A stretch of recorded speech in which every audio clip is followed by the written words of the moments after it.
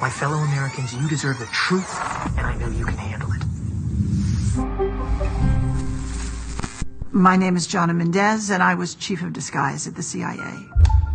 One of the things that was going on when I was chief of disguise was an enormous research program into the new advanced disguise system. It was basically the masks that everybody always wondered if we used masks, and this was the beginning.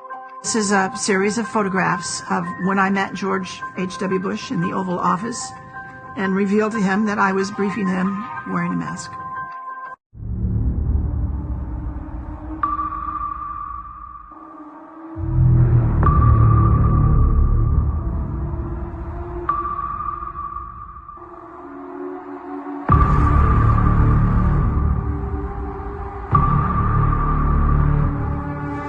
Now, in particular, and regarding this photograph, it is a Getty's image photograph. If you go to the link, you can see the photographer, all those kinds of details, who took it. So what is the anomaly with this particular photograph?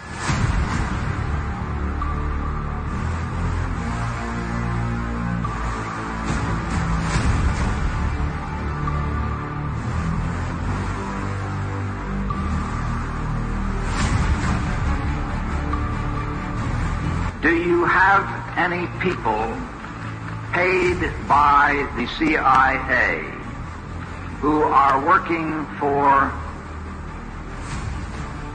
television networks? This, I think, gets into the kind of getting into the details, Mr. Chairman, that I'd like to get into in executive session.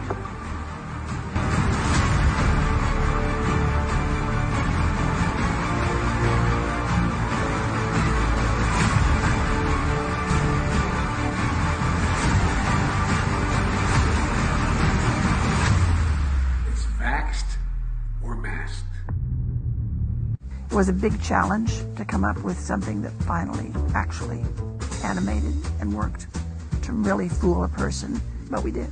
They learned the art. We actually brought Hollywood back into our labs at one point to look at what we had done, and they were stunned. They're absolutely stunned. Congratulations. My husband was Tony Mendez, and he was played by Ben Affleck in the movie called Argo. Aliens and robots? Yes, sir. You're telling me that there is a movie company in Hollywood right now that is funded by the CIA? Yes, sir. Are there many actors in Hollywood who also moonlight as agents, do you think? I think there are probably quite a few, yes. I think probably Hollywood is full of CIA agents, and we just don't know it. And I wouldn't be surprised at all to discover that, this was extremely common. Tony, they didn't mention it in the movie, but Tony had deep connections to Hollywood, to the tradespeople out in LA that did a lot of things we were interested in doing. Special effects people, makeup people. Tony was chief of disguise 10 years before I was chief of disguise. And so he passed on some of his expertise to me. But he had a particular interest in the magic industry out in LA.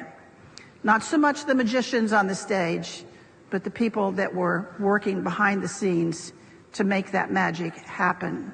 So we went to LA and we posed some questions to them. We said, we have a problem. We're looking for novel solutions. Well, LA did have some ideas, of course. That's what they do for a living. They introduced us to a new concept. They said, what you are calling an operation, we call a performance. That's what we do. We put on performances. And before we start working on that performance, we have to define the stage that the performance is going to take place on. Then you have to know who your audience is. Who are you playing to? Who are you trying to fool? Once you assemble those two pieces, you can pretty much choose the time and choose the place and simply overwhelm them with your performance. Then they showed us some tools that they used. The one that really caught our eye is what's called a stunt double mask. You all know how they're used. When the movie star is so famous or so good looking that they can't risk damaging him, we liked the idea of stunt double masks. They're quick on, they're quick off, they dramatically change your appearance, and we started using them and found them to be valuable to our operations. But that audience piece of it did not allow you to get close enough to one of those masks before the illusion fell apart and you saw it was a mask. So we went back to our disguise labs out at Langley, and we invented a whole new genre of masks. Masks that are so good, that are so realistic, that you can actually get up close and have a personal contact with someone for an extended period of time. They're good enough that you can brief the President of the United States in the Oval Office wearing a mask. And he isn't sure if it's you or if it's someone else. Those masks were the beginning of a whole new generation of work that we did at the CIA. Once we could make these masks that fit you so well, then we discovered we could make a twin. We could make another you. There could be two of you. We could actually make 5 or 6 of you, but usually one extra was all we needed. We will respond accordingly. God bless you all, and may God protect our troops.